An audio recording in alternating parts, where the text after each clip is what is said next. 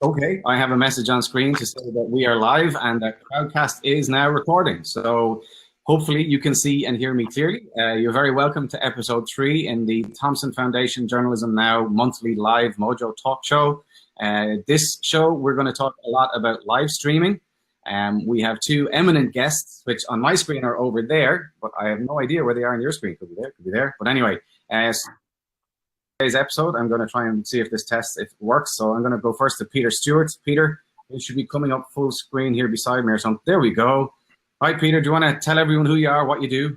Hi, Glenn. Thanks so much indeed for asking me to come along and join you today. I work for a well-known British broadcasting company. You can try and work out from the what company that might be. Essentially, I've been a radio broadcaster for about 30 years. I've now moved more recently onto online, but for the past 5 years, I've been doing MOJO, live streaming, and also recording videos on my mobile phone, producing them on my mobile phone, and that kind of thing as well. And before that, I was a trainer for the BBC and going around the country, going around the world and training people in all aspects of broadcasting, whether that be mainly radio, production, presentation, law, writing, reading, that kind of thing. And when Periscope and Meerkat came out about 3 or 4 years ago, I thought, hold on, there's quite a link here between the world that I usually inhabit of professional broadcasting and opening up TV and essentially radio broadcasting to people who don't usually have much experience in that, but the skills are exactly the same. So then I decided to write the live streaming handbook, which came about a year ago. And he's done the plug. I love it. Okay, I know. We will genuinely, we will get to it. Let me introduce our second guest as well. So joining us from Galway. So Peter, you're in London. Am I right in saying you're in London? I'm just south of London in the county of Surrey. Surrey, okay, very good. And our other guest joining us from Galway in Ireland, I presume anyway, is Loretta Ghabháin. Say hi, Loretta. Tell us a bit about Lorg Media. Hi there. Thanks a million for having me, Glenn. My name is Loretta Ní Ghabháin, or Loretta Ghabháin, as Glenn said. I'm based here in Galway. I used to work as a multicam news director with Loretta Ní and TG Cahir, two Irish broadcasters here in Ireland, and worked in video and film production before I set up my social media marketing agency. We like to think of ourselves as kind of a mix between social media marketing and a production company. So when you come to Lorg Media, I suppose where our forte is, because my background is in TV and journalism, is you get a lot of video. And since doing Glenn's very first MOJO course, we keep MOJO and video production central to all our clients. So when somebody comes to us to market their festival, they get a mix of quick turnaround videos, live streaming from their events, if that's out on a boat on the Atlantic for Seafest, or maybe something like Mockness, where we did 2 multicam live streams through Wirecast, or actually we did it with Studio Switcher that time last year and the year before, and we'll chat more about that. So I suppose in the middle of my marketing company, yes, we do advertising, we write copy, we sell things, we entice people to watch TV programs and films, but we do that through the medium of video production, and all our internal in-house production is all done on mobile phone. Awesome. Okay, wonderful. Great. So that sets the two of you up very, very nicely. I'm going to jump back onto full screen and just talk a little bit what we want to talk about today, because both of the guests basically, have a lot of experience within the live streaming space. When I was discussing what the topic for today's show would be with Hassan from the Thomson Foundation, we wanted to kind of experiment with this idea of live streaming. Like, how simple is it? Has it reached its potential? My own personal take on that is nowhere near. And genuinely, I feel part of that reason is, in spite of platforms like Periscope, Meerkat is gone now, but Peter mentioned that, but it's pretty much gone to the wall. But also Facebook Live. My own personal take on it is that the technology to enable it is very accessible and quite intuitive at this stage. But the problem is the content that is being created falls well anything that really qualifies as engaging content. Now, there are exceptions, and both of our guests basically have personally created or been responsible for content that has had a great reach. And also they've used quite different solutions in order to basically reach that audience. So that's what I'm interested in kind of teasing out during the session. So the topics that I'd like to talk about with both of you is, number one is the content, this idea of the content that you found has worked or hasn't worked for whatever reason. Number two, solutions. So in relation to what gear have you used for the specific pieces that you've done. Peter, you won an award for Mojo Fest Live Streamer of the Year in May last year at our last conference. So, and yes, you've done a book, and we will talk about the content of the book and you know what you cover within that as well. And then the flip side of that is Loretta, and I did have fingerprints on it the first time around, but only a very small fingerprint on it. But Loretta's company has done two very, very substantial multi-camera live stream events, both driven very much by mobile journalism, and as you mentioned, using Switcher Studio as part of that solution. But there was more to it, obviously, than just the software. So that's part of what we're going to experiment with today, or explore today. As always, the benefit of this type of live streaming, and it's often missed, I think, is that it's interactive. So if you're in the Crowdcast platform with us, over here on my screen, but I'm not too sure where it is on your screen, you should see the talk panel, the chat panel, so you can fire questions to the guests. I will periodically dip in there and see if there's questions that I'm going to bring out and offer up. If you're watching us on either YouTube or Facebook, the conversations take place on those platforms. So there is a member of the staff, I believe, from the Thomson Foundation standing by to have a look and to copy over content that we might miss within the main stream. Unfortunately, the chat modules don't link up, which is a little bit of a downside, but I'm sure that's something that they're probably working on. So ideally, if you're watching us, maybe join the Crowdcast talk. That way you can interact with us live, which would be really, really welcome. And we do dip in and out of the replays on both Facebook and YouTube afterwards if you have other questions. So that kind of sets up the stall for the day. We're 7 minutes in. Let's dive in, and let's go back to Peter if we can about, you talked, Peter, about this idea of the kind of social live streaming platforms being, I guess, yeah, for nearly 5 years old. So Periscope launched 1 week before the very, very first MojoCon back in 2015. And as the organizer of the event, I had a meltdown because it was like, just when you thought you covered all the bases, Twitter go and drop this bombshell of, oh, we just launched a free live streaming platform. And it was the talk of the first conference. The interesting thing about it is that loads of people downloaded the app, and it managed to crash the Wi-Fi in the biggest conference center in Ireland. So, you know, pick that thread up if you will. What's happening with Periscope and Facebook Live, and what happened to Meerkat? Well, yeah, Meerkat died. Yes, it expired. It is no more. After about around about a year, I think. Periscope still there. Twitter Live still there. As you say, they are joined at the hip. Periscope owned by Twitter, but there's quite a bit of difference between them. And actually, we may come to this a little bit later on. Periscope, I think, is a really unsung hero. It's a sleeping giant, I think, when it comes to live streaming. Most people head towards Facebook, but I think there are some really interesting differences between them and different kind of situations that you would use all of those, to be quite honest with you. They all have their strengths, they all have their weaknesses, but I'm still quite interested in, very interested in fact, in Periscope. There's so many features there, and also particularly so many more metrics that you can find out about the people who've watched you and when they stopped watching you as well. Okay, that's really interesting. Now, do you need a special kind of user account in Periscope to access those metrics, or do they come by default with just the standard freebie app that anyone can download? Yeah, a lot of them come by the standard default app. A lot of people kind of dismiss it. It is, to be fair, a little bit complicated trying to get your head around, well, hold on, why isn't Periscope just hard baked into Twitter in the first place? And frankly, that's a bit of a question that is still being asked, and it's a very valid question. But it gives you so many more things that you can do. And as I say, the metrics part of it is really, really useful as well. And also you can see the comments. In Twitter Live, you can't see the comments, which seems a bit anachronistic when you're talking about, after it is social media rather than selfish media. And as you said a few moments ago, Glenn, to actually have people asking those questions that you can reply to.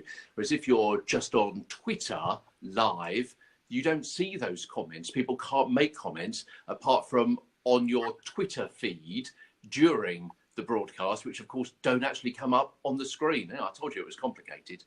Yeah, absolutely. So the award that you won basically at Mojo Fest this year, I remember the actual clip that we showed at the awards show, which was you basically at the top of one of those big giant cherry pickers, basically with a fire crew, if I remember rightly, and you were looking at what was the subject again? Absolutely. So it was one of our large local health centres, and I'm not just talking about, you know, a health centre on a high street with a couple of floors. This was a massive health centre, and it had end of life care there. It had a walk-in centre. It had offices for the regional health service there. It had a creche there. Had in the centre, it had a peaceful garden for people just to go and contemplate, perhaps after hearing bad news. Essentially, it was a hospital to all intents and purposes, albeit a small one.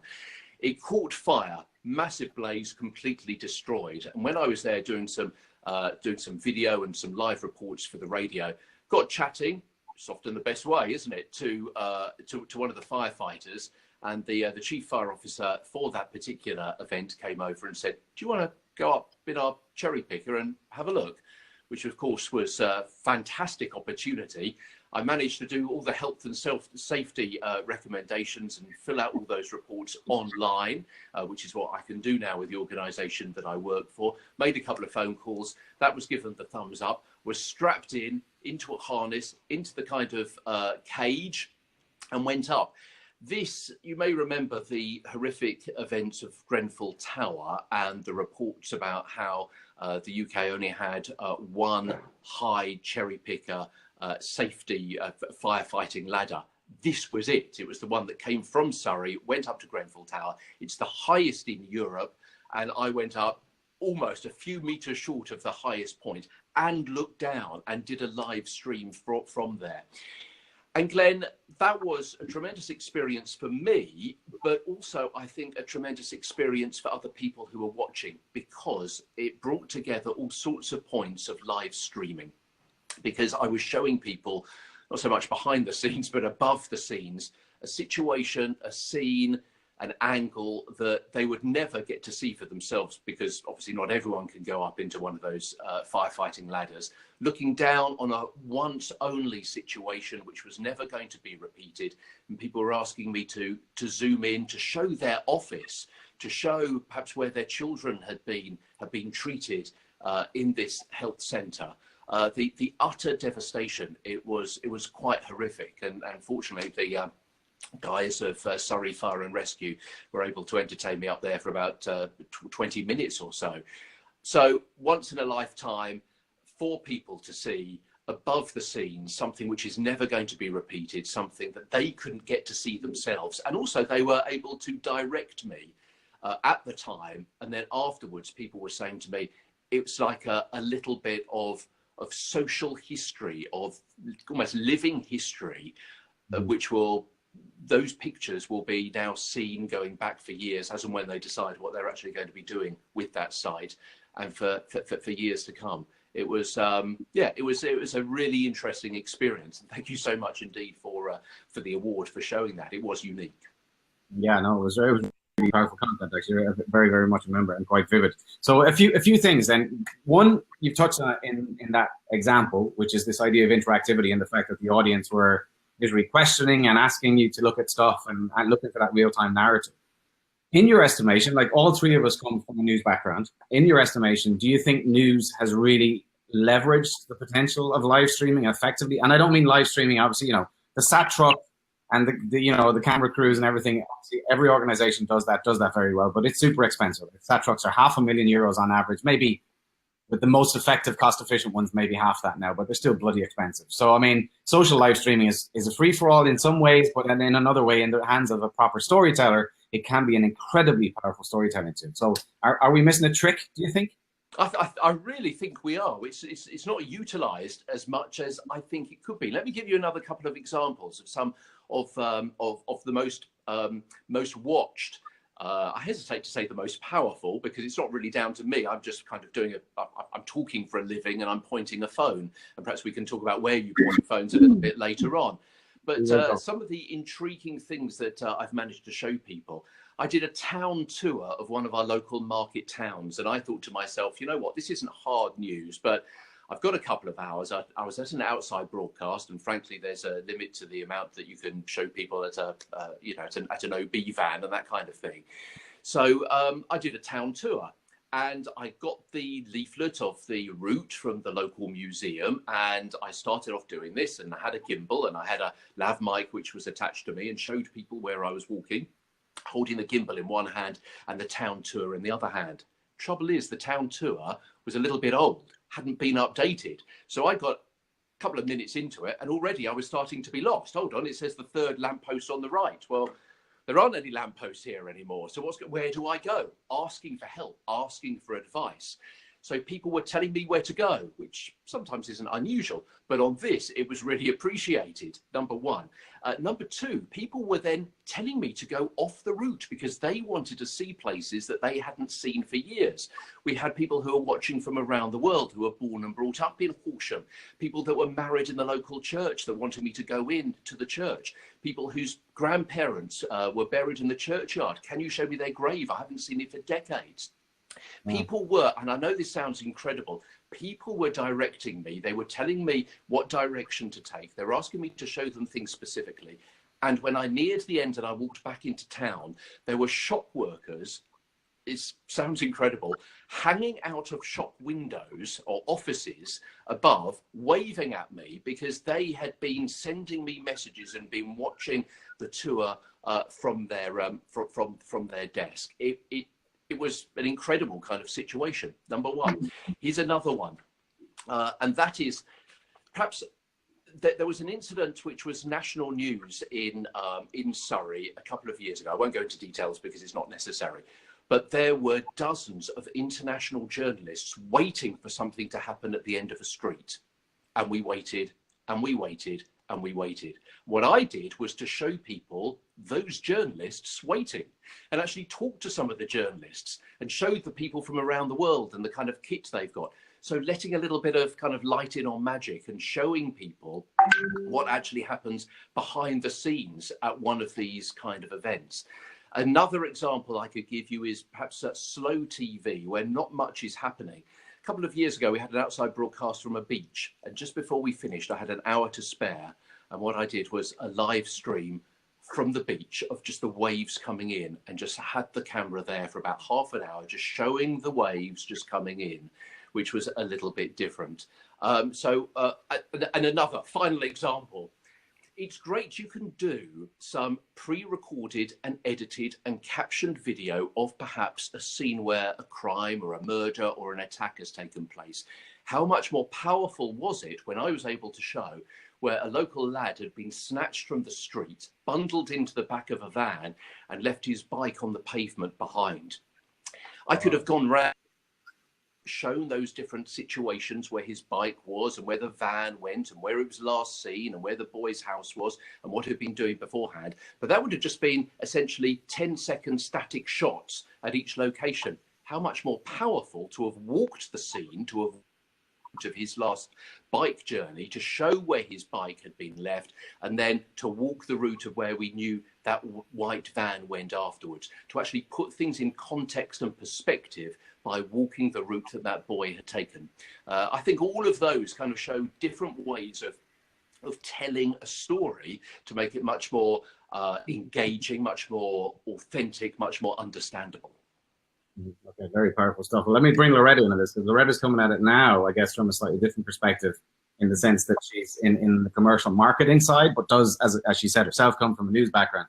So, Lorg, give us examples of where live streaming has really, really worked for you in the enterprise side of things. I think, as Peter said there, that it's really important. It doesn't matter if you're telling a hard news story. Like, a lot of what we do in Lorg Media is more about like various cultural activity that happens in Ireland, whether that be like a festival or events, and we stream live from these. And we also, as one of our clients, have TG4, an Irish language broadcaster. And say, for example, there's a festival going on in Temple Bar in Dublin at the minute called Tradfest. And we have somebody on location doing an Insta story and some Insta live stories, but she's saving them all down to her camera roll, sending them to us on WhatsApp.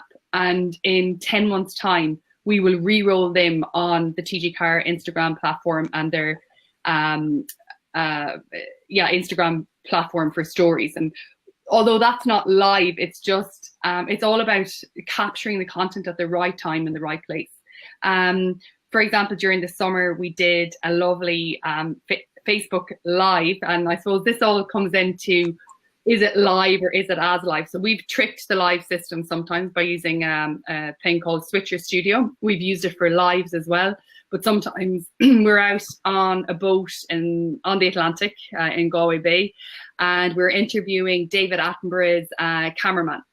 So as Peter said there as well, it's so important to get your story in the proper context and to do things in places. So I saw one of our broadcasters last Sunday doing a story, and the camera was all like going everywhere. The content was amazing, but like I just wanted to give them a gimbal and say, so what I'm trying to say is it doesn't matter who you're doing it for, if it's a broadcaster or if it's like a small children's festival.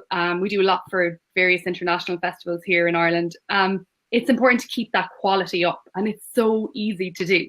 So I come at it like from a quality point of view, having the right tools, and then also capturing it in a timely fashion. And it's important as well with Facebook and Facebook Lives. We do a lot of Facebook Lives, and we always have somebody on the live commenting, chatting back to the people. From a production point of view, before we do that live, for example, we're at Fleadh na hÉireann, where 500,000 people came to Drogheda in Ireland during the summer, playing music on the streets. We wanted to capture that as part of our Irish identity and culture, and people can watch that back again now on the TGCAR Facebook page at any time. And we caught stuff in the middle of the street at night. Yes, we filled out all the health and safety forms as well, where I had the camera person on a bar stool in the middle of hundreds of people, but we were right in the middle of the action.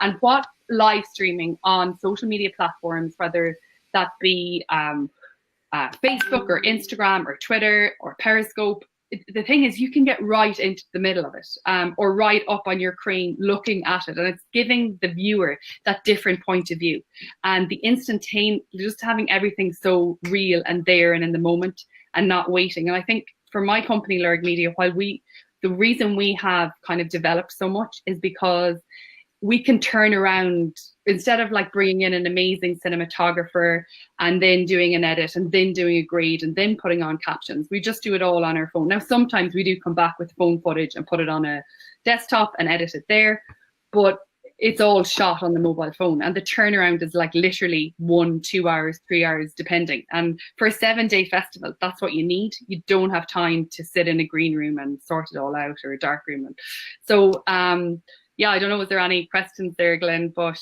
Daryl is throwing a question in relation to kit, which, you know, definitely something we want to discuss. So, Peter, he specifically asked for you, but I think both of you have very different takes on the kind of solutions that you've used. So I'll start with Laura and then come back to Peter, if that's okay. So you mentioned in the intro piece, Laura, the idea of using a gimbal, and you mentioned the Machnamh parade. What I might ask both of you to do, if you have time, is if, you know, even when we come offline, if you like, if you could just share links within the chat, that would be great, so people could have a look at the actual pieces we're referring to. And we have Grant here in the questions, who's also to use a mic when you're using gimbal. So Laura, will I throw that to you first, and then Peter, I'll come to you about it. Gear solutions for the scenarios you've done. So do you want to talk about the stuff that you're talking about from Fleadh Cheoil is presenter driven, unless I'm wrong, and it's usually one camera, or do you do multi-camera? So it's usually one camera when we're right down on the street with that 500,000 people around us. And so, yeah, so it's one camera. We usually use so one camera on a gimbal. We usually use the Sennheiser mic. Some of it was not presenter driven. We're just getting the action, or whether it's a song or a ballad or some music. And other times, if it is presenter driven, we use the Sennheiser mic. So it's about 900 quid, but it's the best investment I ever did in any piece of kit. And we've paid more and less for other bits and bobs that we don't use. But this mic, it basically comes with a lapel, a wireless. You can we literally tape it on to the gimbal. And yeah, that's it. It's basically lapel and a stick mic, and you can use it wireless. So that's the mic that we use all the time. And then we always use gimbals, and even, as you mentioned there, Glenn, the multicam parade it's like a street entertainment parade with big, I don't know how you describe Machnamh to an international audience, but it's a feast for the eyes. Yeah. Yeah. And so I know Daryl's going to tease this one out because I know Daryl, he's been on our Mojo Fest tour with us, so he's definitely going to want the nitty gritty. So the Sennheiser system I think they're talking about is the AVX wireless system. Correct. Yeah, and the gimbal, if I remember the gimbals you had, were you DJI Osmo gimbals? Mobile ones? Yeah, we have second and the third, like we started using them about 4 years ago, so we've mixed them up a little bit, you know, as one of them, if it's, I'm very bad with names, guys, but it's the one that came out 3 years ago. You can easily put on a light onto that, so we film a lot at nighttime as well, so it's important for us. So we don't use the current generation of the Osmo, we go back to the last generation. Glenn might be able to help me out on the actual names. Or first generation Osmo mobile kit is the one you're talking about, because you can get that add-on cold shoe adapter thing that goes on the side. That's what you're referring to, right? Correct. Okay, yeah, good stuff. And I'll tease out what Peter's solution is by comparison. If you just made, I'm right in saying iPhone though, Loretta, from memory. Is that right? Always iPhone, especially because we use Studio Switcher a lot when we're going between 2 and 3 and 4 mobile phones. Say on a parade, for example, on a street parade, we use the Studio Switcher, have everybody on the same wireless network. Sometimes we've purchased like a €200 just booster for the Wi-Fi, so that it just, wherever we are, it just gives it that extra boost. And yeah, all of us are on Osmos and all of us are on iPhones. Okay, very good. Peter, can I bring you up full screen and just tease out what your solutions were the day that you were at the top of that cherry picker, for instance? Like you were there, you said you were there kind of reporting for radio anyway. You had to respond. What did you have on you? Did you just make do and mend, or did you have bits with you already? What kit did you have? Yeah, so that was a mobile phone into a shoulder pod, really handy, particularly in that circumstance, because of course it's got that wrist strap as well. So it's keeping it relatively steady, but also just in case you did drop it 20, 30, 40 meters, whatever it was, then you know, that wasn't going to come too much of a cropper. And then actually had a lav mic, which I obviously connect to myself. Sometimes I use a double-headed lav mic, so I can always have one on me, and then I can use the other one. I can unclip it with my spare hand and then use that as a kind of interview mic going between me and the other person, or a couple of other people, whatever that may be. Also, a big fan of the tripods as well. And I think sometimes people think, oh, it's a tripod, so I've got to stay where I am. But actually, when I've been to, I remember a few months ago, we had a series of ram raids, you know, diggers being used to tear cash machines out of the walls of banks and supermarkets. Yes, have a fantastic opening shot, and that's still, and perhaps walk in front of it and do a piece of camera, perhaps something like that. But sometimes you do need to just pick up the tripod and walk and put it down somewhere else. And I think that's the beauty of live streaming. You can actually get away with perhaps having a few bumpy shots in between. If you explain what you're going to be doing and why you're going to be doing it, people have almost an expectation of that happening, if it means that in 10, 15, 20 seconds, they're going to be getting a different shot, a better shot, which is going to help tell the story. And I think, you know, that's really what it's all about, isn't it? It's the storytelling. Yes, of course, fantastic video. And yes, of course, great audio, which is sometimes a problem coming into a gimbal, as we know. Yes. But also the storytelling, joining all those aspects together is key. Okay, so there's a couple of questions just tapping into exactly what you're just touching on there. And this was directed at you, Loretta, but I think both of you can chip in on this. So what recording device do you use? Is it direct into the phone or into an external recorder? And this touches on exactly what you just referred to. You also, Loretta, like how do you connect your microphone to your phone in the first generation Osmo? Because as you know, if you've had one, the lightning port is blocked, although the TRRS, the headphone connector, is usually not blocked. So it really depends on what specific microphone you have. So how do you get around that respectively? Peter, I'll ask you first. I have a generation, a LAN port gimbal, which actually I've had for several years, 3 or 4 years, first generation of those. And it means that if I very carefully shave off the connection, the plastic surround of the connection that goes into the port, of the phone, and I balance it really carefully, and I make sure that that plastic is shaved off so it does fit in just about away from the weighted side, then I can actually use that with a lav mic, with a clip-on mic. But yeah, it is really difficult. Although I noticed that today and yesterday on social media, on various Twitter accounts, forgive me, I forget who posted it, but there were a few workarounds of how you can have a gimbal and an external mic at the same time. So perhaps we can find that and tweet it out a bit later on between us. Well, one of the ones that I only got in the last 24 hours was about a universal counterweight that the guys behind Moondog Labs that make the little anamorphic lens that's been so popular in the past, that they basically have a generic one that will fit all gimbals, and you can basically modify the weight using a couple of different discs. So basically, if you offset the phone so it's not perfectly balanced in its normal mode but gives enough space for the lightning adapter to go in, then basically you can add this counterweight to balance the phone so it's not going to burn out the motors by fighting too much against it. Laura, how do you get around it? So if you're using that Sennheiser radio mic solution, on the headphone socket, or is it going on the lightning port? How are you doing it?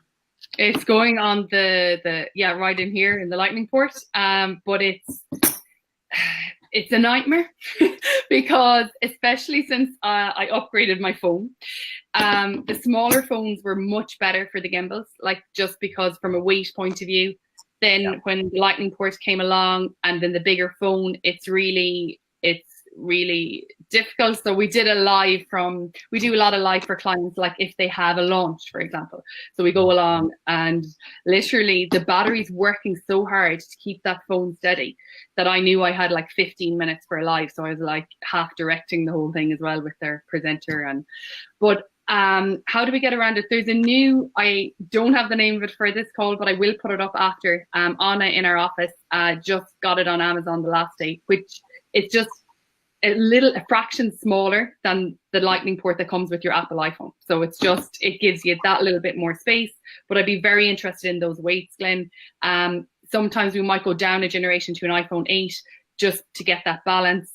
We haven't come up with the perfect solution for audio, but what we do is just balance that phone on the gimbal as best you can initially, and then just push it over as tightly as you can to the end of the Osmo. That's basically what we're doing at the minute. And Anna got that new thing in the office that just gives us another like maybe 3 millimeters that makes all the difference to the motor. The motor's not working as hard. But then if it's a thing that we don't need a gimbal, we'll just go on shoulder pods, and we have 3 or 4 of them in the office as well, which require no batteries, and everything is just a little bit easier there. And with the TV station TG car, that's what they use all the time. They park the gimbal and they use a lot of their MOJO ops just use the shoulder pods all the time. Interesting. Okay, good. So there's a couple of follow-up questions here. Mikhail has asked, are there free ways to do with 2 or 3 iPhones or Android devices? And Grant Marsh just said, does the AVX receiver have some way connected to the iPhone? I can take the AVX one anyway, because I know that you can get a couple of adapters that will go from the standard XLR output from the AVX receiver that basically will adapt it to either a TRS or a lightning adapter. If you're Grant, you're in the Mojo Fest group. If you want to DM me on that, I'll give you some of those solutions. In relation to the free ways to do multi-camera, now that's a slightly loaded one. You've talked about Switcher Studio. There is Live to Air as well from Teradek, who I nearly forgot, which would be rather embarrassing. And then there's Cinemaker. Have any of you used Cinemaker? I'm kind of curious. I've only read about it. I've never tried it. No? Nope. Yeah, okay. So what I would say to you, Mikhail, is have a look for Cinemaker. I haven't used it, so I can't say yay or nay, but I'm pretty sure of the 3, I'm pretty sure that that's one that's definitely cross-platform, will work on both iOS and Android. I don't know if Switcher Studio had intended to port to Android as well, but to the best of my knowledge, I don't think Teradek have any particular.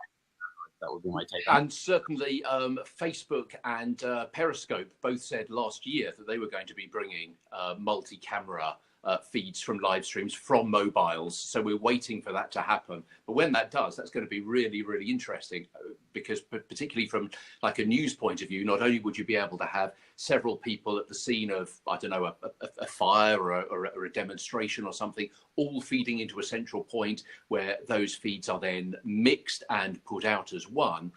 But also you could present a TV type show of one person maybe at the building, and then other reporters maybe at counts for elections, and to be reporting in from several different places around the country or around a county to feed in their different expertise and telling you what the stories are locally. That could be really, really interesting when that happens. At the moment, very often you're bound by having to be on the same Wi-Fi network, which obviously is something which is quite restricting.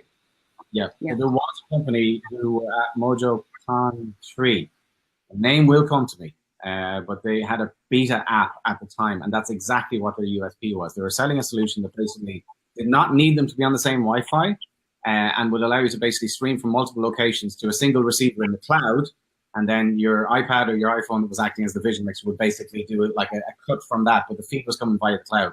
So you're cutting out proxies, but nonetheless, as a solution, I remember thinking at the time that's really, really clever. I remember the name of the guy, Thierry Scozy. I remember him because I was chatting to him at the event, but I can't remember the name of the brand. But I'll dig it up and I'll definitely share it within the feed, because I'd be interested to see where their product has gone since, because it seems quite timely. Do you want to come in on that? We've spoken about Switcher Studio. Don't forget, for free, Switcher Go, which doesn't have a lot of the attributes, obviously, because it is free, but I've used that several times. And what you're able to do is, it's just with one camera, you can embed a logo onto that through your mobile phone as you stream, but also you can bring in different video or stills as well, which you can pre-produce, or maybe it's something you pre-filmed, and you can bring those in and do a live commentary over the top. So obviously that's giving another perspective. Obviously it's not live per se, but you could have filmed live from another perspective, play that in, and while you're doing your commentary, you can actually move the camera to somewhere else to give you a third option. So coming live from one location, play in a pre-recorded from a second location. When that finishes, you're live and direct from venue 3. So that's another kind of way to perhaps hack the system. Yeah, I know. In Switcher, sorry, Lara, you were going to say about Switcher Studio, right? Yeah, just on Switcher Studio as well. As far as I know, and it's well gone now, but because we pay for it now, but they do have a trial as well. So for our first ever multicam, if I'm not mistaken, we used the trial and it was free. Yeah, we used the trial 2 years ago and it was completely free for a 4-cam multicam live, which got like thousands and thousands of views from all over the world, and it was great. Just important on your lives as well to ask a question, to have a reason for people to communicate with you. If you don't have a great Peter on the end telling you the story and enticing you to ask questions, just to have somebody either typing out a question or your presenters or people there in front of the camera in some way posing a question. Switcher Studio lets you do everything. I am not sponsored by Switcher Studio. I just met them 3 years ago at MojoCon, and I was just amazed by what it could do. And we used it when it was in beta, actually, for the first time, and we love it. Love it. So I remember one that I saw. So there's a kind of a startup, but very beyond startup at this stage, Joe TV or Joe.tv in Ireland, where they are doing a live studio thing. Now it's not, the production is not done with phones, but I remember what was very clever about their show the one time that I saw it online. It was using Facebook Live, and they were basically letting people vote in polls by using the different kind of love, heart, frustration button and all the sort of way that you could do the emotional responses to stuff, and then monitoring how many kind of hates or loves or whatever else it got basically to do polls that way, which, you know, is a fairly novel way of using the platforms, what's already available to you. There's a question again, Darryl has come in, just what are your preferred streaming platforms of choice as standard? I think Peter's kind of alluded to a personal draw for Periscope, I'm sensing. I don't know if I'm right or wrong there. Laura, are you a Facebook Live fan, or what's your particular take? For me, it just depends on where most of the audience of our client is, and we think about like the demographic, the psychographic, who are we trying to reach with this piece of content.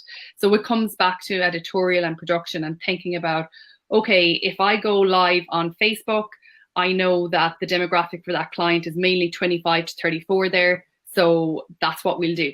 If it's a street, if it's like a Mockness parade that we talked about, it's kind of a catch-all, so you want to get the most. So still, Facebook is the cheapest place for us to put advertising behind with Instagram there, because they're together now. So yeah, we go to Facebook and Instagram predominantly. We have tried a little bit on YouTube and did a lot on Periscope initially, but I kind of have left it behind. But that's not to say that we'll go back to it again.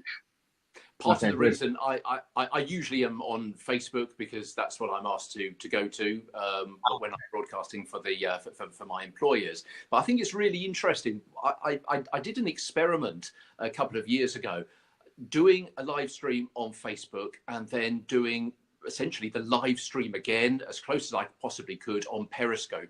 You get a completely different audience, as Loretta was suggesting there. So I really think it is worth considering when you're out and about, if you've got the time to go live on several platforms and just test and see for yourself the kind of different people. I was at another fire in a high street in Egham, as it was, and I did a Facebook Live through the radio station account, and I was finding that the people watching there were really local because they were following us already on Facebook, so they were really interested to know what was happening in their community, in their county. Then when I did it on Periscope, I think it's much easier to share on Periscope/Twitter, so even though not as many people watched, there was a wider variety of people, perhaps reaching people that we wouldn't normally reach through Facebook. And I remember I was watching there, and one of the comments came up on the screen from the New York Fire Department.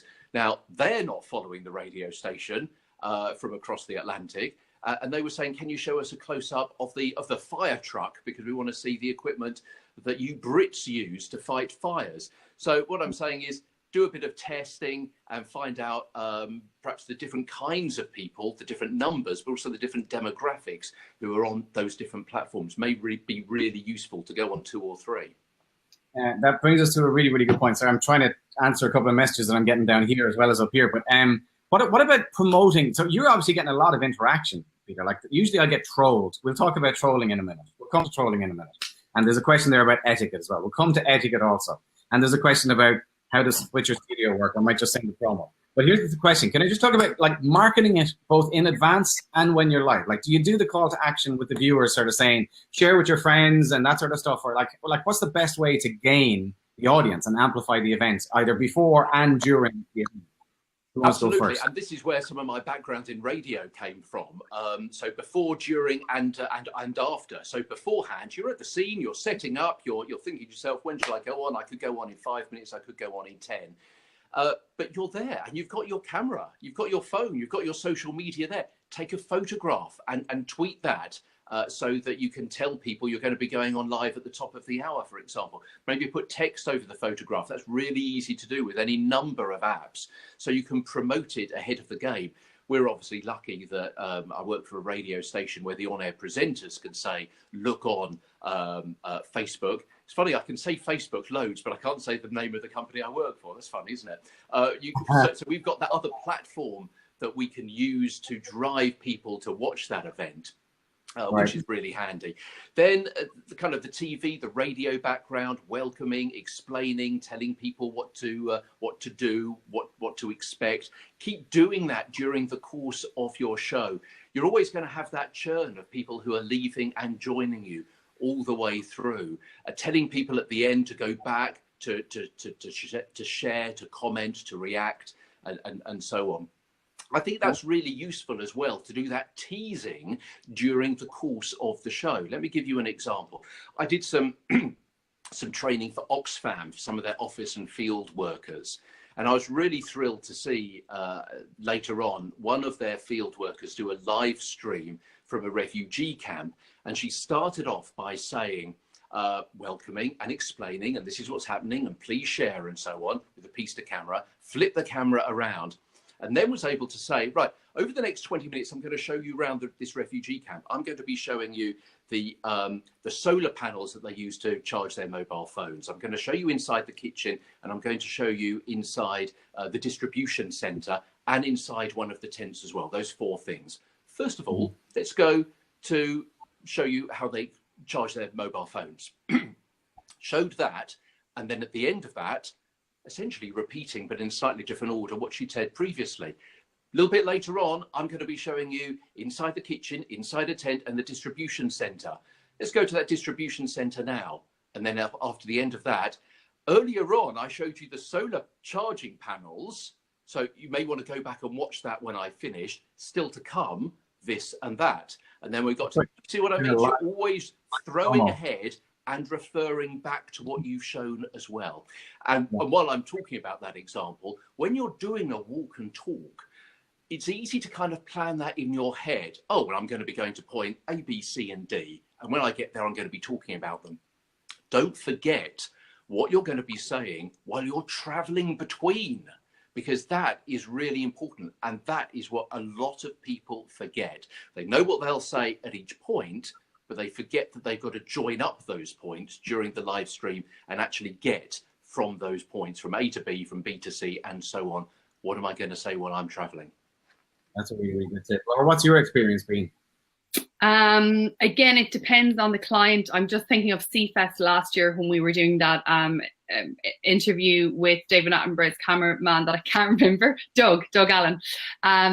So yeah, what we did is we recorded a piece during the day to say we're going to be here. We put that out on Twitter, we put it on Instagram, we put it on Instagram stories. So just cross-platform, and just on Facebook living and streaming. Sometimes we dual stream as well. So we might say for that Mockness Parade this year, we streamed it, we offered it to RTE as well at the same time as having it broadcast on the Mockness Facebook page.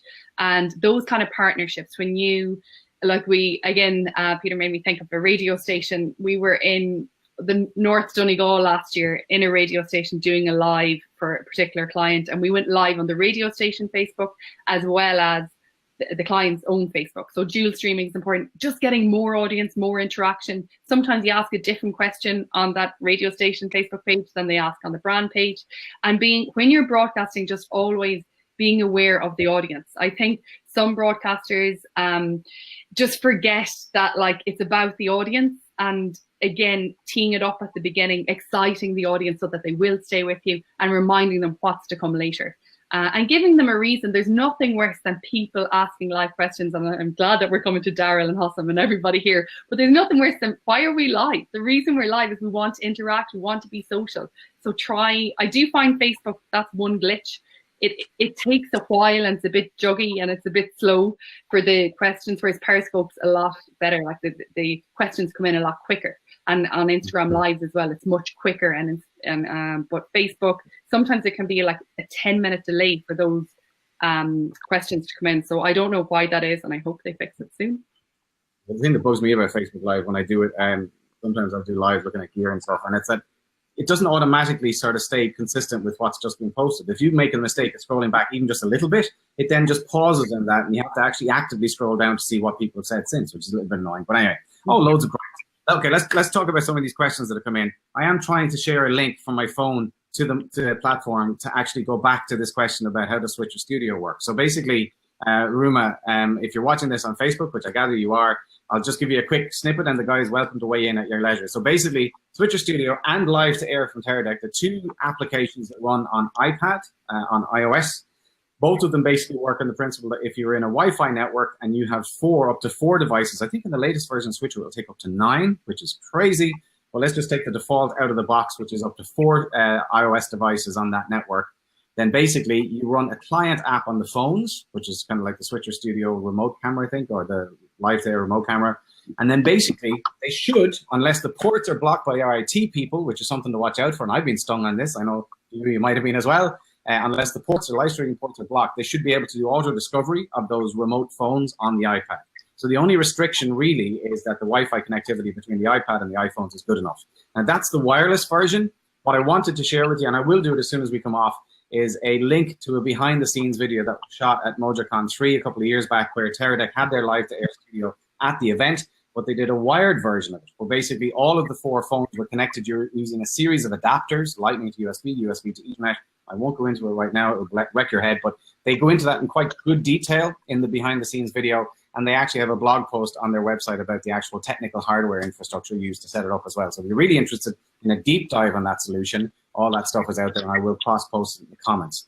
Daryl says Peter's creating news stories and keeping himself employed using arsonists. I'll just leave that hanging there, Peter. You can come back at that anytime you want. There's a lot of fires. There's a lot of fires, apparently. Yeah, okay. And so you can answer about your platforms of choice.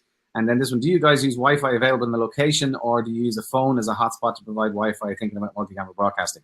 Well, what's your take? I know what I have anyway, yeah, you go first. I think it just depends on where you are. Yeah, I use the Wi-Fi usually on location, but like anything, if it's an important live, if I'm getting paid to be there to bring a live, I will go and do a recce, find out. Hotels are a nightmare because there's so many guests, so they usually have 2 Wi-Fis, one for the guests and then one for their internal group. So it's important to get on that and to start to really understand what you're looking for. We'll often bring boosters with us, a Wi-Fi booster, and then sometimes, yeah, if we've really got 3G or 4G, we might just go from our own phones. It's still the hardest part of the live for us, because that we always use the Wi-Fi version. We don't usually plug in. We have plugged in and used proper cameras, but we just love mobile, so we like to keep it that way. It is the most important piece of the jigsaw. If you don't have it, the live doesn't happen. So sometimes with Switcher Studio, we have recorded it as live and then put it out afterwards. And that etiquette question, we'll probably talk about that in a few minutes as well, just about that. But yeah, that's for me anyway. What's your connectivity solution, Peter? And I often use a Wi-Fi dongle, but also through the organisation that I work for, we're obviously fortunate enough when I'm near an OB van that we're going to have. I think they're called a YB, Glenn, you'll probably know, which is able to search all the different phone networks at once, and then, as I understand it, pack it up your signal and send it to the strongest one, whichever is available automatically, immediately. If you're in a low signal area, of course, don't forget Periscope again, and Periscope audio, so you can do a live stream of audio only. So that's going to mean that you're not you don't need as much bandwidth, you don't need as much battery to get that message out. So that could be really useful in those kinds of situations. It just has essentially your avatar on the screen, has a waveform, and then just sends the audio out. And obviously that's on Periscope, but goes through to your Twitter account as well if you want. Yeah, okay, very good. So my tuppence on it basically is that, yeah, it is the single, exactly as Loretta said, it's the single point of weakness or failure in the entire pipeline, which is the connectivity part. If you're at a big event where there's a lot of contention on the Wi-Fi network, that's going to crucify you. So often you will have to look at a bespoke solution for yourself, whether that is a local. And you can remember, if you set up your own wired connection, which then has a Wi-Fi broadcast unit or a hub, if you like, connected to that, you can make the actual Wi-Fi connection invisible to the public so that only you can connect to it. It'll still be there, but it gives you dedicated bandwidth through to your hardwired connection, which might be fiber, which would be ideal. I will give it. And of course, 5G is literally around the corner. And that's not figuratively, it's also literally as well, because I'm sitting about 100 yards from, I think it's Europe, certainly the UK's 5G research centre, and I've been in there and spoken to them. So what 5G is going to be doing for MOJO and certainly live streaming is out of this world. So it's only about 18 months or so away. Well, I'm coming to you live from a hotel in Doha in Qatar, where basically every street is peppered with Science Spain, the world's first 5G network. The challenge is they have managed to roll out 5G here in Qatar because Doha is not a massive city. The downside is there are very few devices on the market yet that actually are compatible with 5G. So it is exactly as Peter said, it's going to be one to watch for one reason in particular, which is there's a thing called network slicing. It's basically, if you are willing to pay the premium, you can basically buy guaranteed bandwidth within the actual 5G. Yeah, so that's a big deal. One other plug, and just as Loretta is not on commission for Switcher Studio, I equally am not on commission from any of the manufacturers we discussed today, but there is a product that I was quite excited about when I saw it launch. I think it was launched at IBC last year, and it's a Teradek product. They make the Switcher Studio software, but they also make hardware, and that was their core business. They used to make wireless hardware connectivity for cameras. I've forgotten the name of the product, but it basically is a Wi-Fi hub where you can plug in up to 4 external dongles, and the range is 1 kilometer, and it can be battery powered. So for me, that was like a fairly phenomenal step forward. It was kind of everything that was missing within the live streaming kind of kit, because this comes in a backpack, which means you can take it with you on location.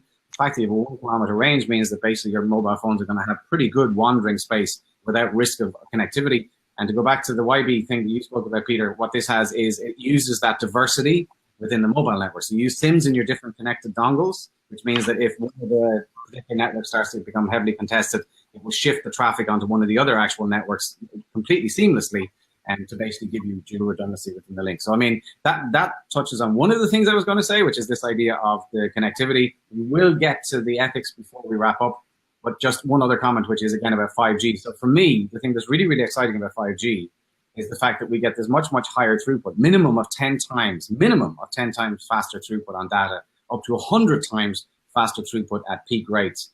And what that for me means is that we can see live streaming from mobile within the 4K spectrum really, really soon.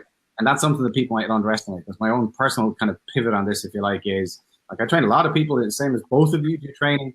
I train a lot of people in local newspapers and radio networks, and I'm always bemused by the fact that they would never even think to host a live show once a week or whatever with their personalities basically going out on Facebook or whatever, because they still think that you need broadcast infrastructure to do it, and it just could not be less true. And I think as we get to much higher quality resolution like 4K, with the next generation of these apps that are going to come out as the phones start to support 5G, we will have extremely high quality, zero latency live streaming available on your smart TV or on your mobile device for a fraction of the cost of what it would normally take to put a multi-camera high quality live stream together using traditional TV infrastructure. Rant over. Let me just come to the ethical questions. So a couple of things on this. Sue Llewellyn, to give a genuine plug, she's a fellow trainer within the Journalism Now platform. At MojoCon a couple of years ago, she did a fantastic speech about live streaming, but looking at the hazards and the risks involved, and part of that was very much about ethics. I can remember the mantra. It was, no, I can't, but I'll find the link and I'll post it within the comments. It was Spectre. Spectre was her acronym, yeah. Thank you, Peter. Can you remember what the SPECTRE actually stood for, though? Not specifically, but just to kind of riff on that for a few moments, it's where you go, isn't it? Obviously, to be doing a live stream, well, certainly at an airport nowadays, military base, port, or you know, something like that, you've got to be super careful.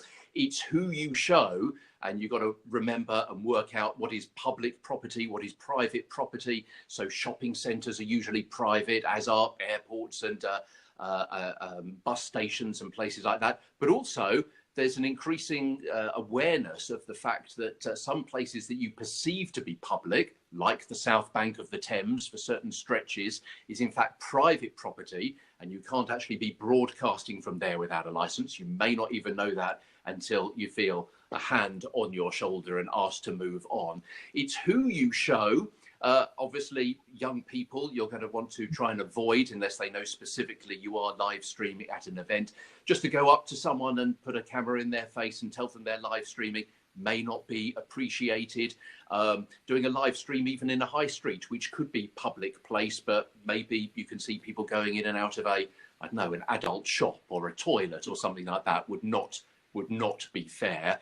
And it's the kind of questions you ask. Obviously, you're always going to be having the possibility of someone that's going to commit defamation or contempt or something of that nature. So all of these things you've got to be aware of all of the time and be ready to counteract anything that someone does say during the course of a live stream. So essentially, it's good journalism, isn't it?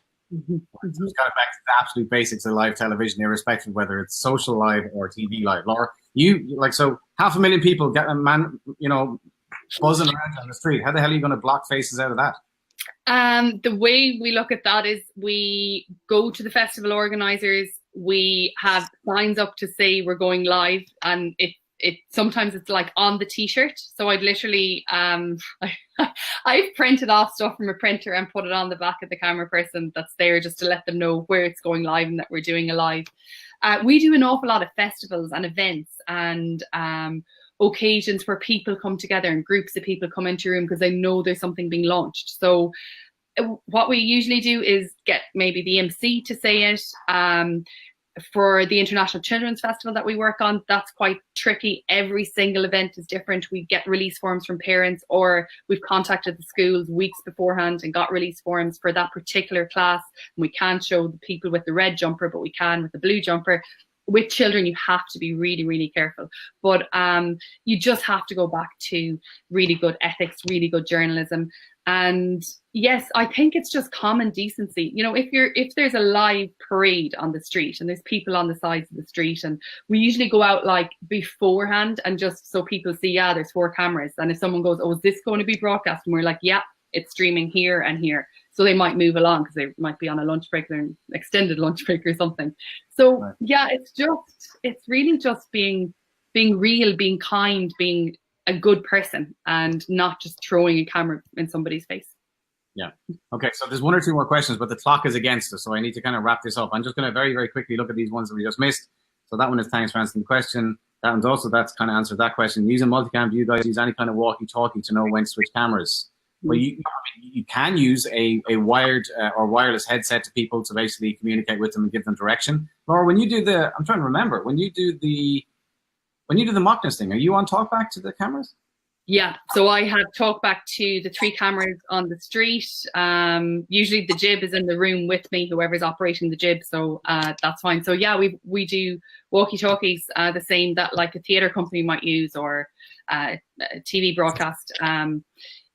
Druid in Ireland always just, for the bigger productions, lend us their kits, but it's something we have on the list that we need to invest in, because we need them for the bigger productions. You have to have communication with your camera people when you're live for 20 minutes. Yeah, that makes perfect sense. Okay, it's just after our 1 hour slot, so I'm going to just wrap it up. So a few things. First of all, thanks so much to the 2 of you for a really, really engaging chat. It would be really great if you could take a minute or 2 after we come offline to share some links to the content that you refer back to. So maybe the tower piece that won the award, Peter, if you could, and maybe Laura, if you could post a link maybe to the piece from 1 or 2 of the festivals, and the mockness piece as well, that'd be great. My own homework will be to find the link from Teradek for the multi-camera that was done at MOJOCon 3, and a couple of other, I'll try and find Thierry Scosi and whatever product that was, which is kind of still killing me, but anyway, never mind. Gratuitous plug from me, if you will, if you don't mind too much. So basically, the Journalism Now platform is an e-learning platform operated by the Thomson Foundation, a British NGO. There's a number of paid courses and free courses, and literally in the last 24 hours, I believe, I don't know where it is in your screen, but just down here, take Glen's free online course, note the word free. So I used to have a premium paid mobile journalism course. I'm actually in the process of updating that at the moment, but I've released a special free version at the moment as well, which gives you a lot of the basics and a lot of the kind of tips and tricks to get you started. Because I'm still doing a lot of face-to-face training, so I hear a lot of what the requirements are for people that are just entering the game, rather than people necessarily who are ready to invest hundreds of euros or thousands of euros in gear. So you're welcome to sign up to the platform. It's free to join, and that course and at least 5 or 6 others, including one from Sue on social media as well, best practices, all those courses are free. Also, there's a community, just if you're aware of it, maybe you're not, but on the back of the annual Mobile Journalism Conference I organized called MOJO Fest, there is a community now on Facebook of over 5,000 people who are very, very active. Both of these members over here are active in that community. If you want to join that, just go to fb.com/groups/MOJO Fest. I'll put the link down there in a minute. And thank you, Grant, for sharing the link to the Bond. That's the name of that multi-streaming Wi-Fi thing I mentioned. So that's it for this month's episode. We'll probably throw it out to you soon to know what you'd like us to discuss for the next one. In the interim, remember that this is a live conversation. I still dip in and out as things go, and I get notified anytime anyone posts any extra questions. So don't be afraid to follow up on anything that you've seen in today's show. And I might ask both Loretta and Peter, I know it was on the tweets that we put out beforehand, but I might ask them both to share their Twitter handles or whatever their preferred line of communication is, in case people want to reach out to them directly, either to hire them or to tease out more information on what they've done. That's it for today's show. Thanks very much for joining, and I'll see you in about 4 weeks' time. Bye for now.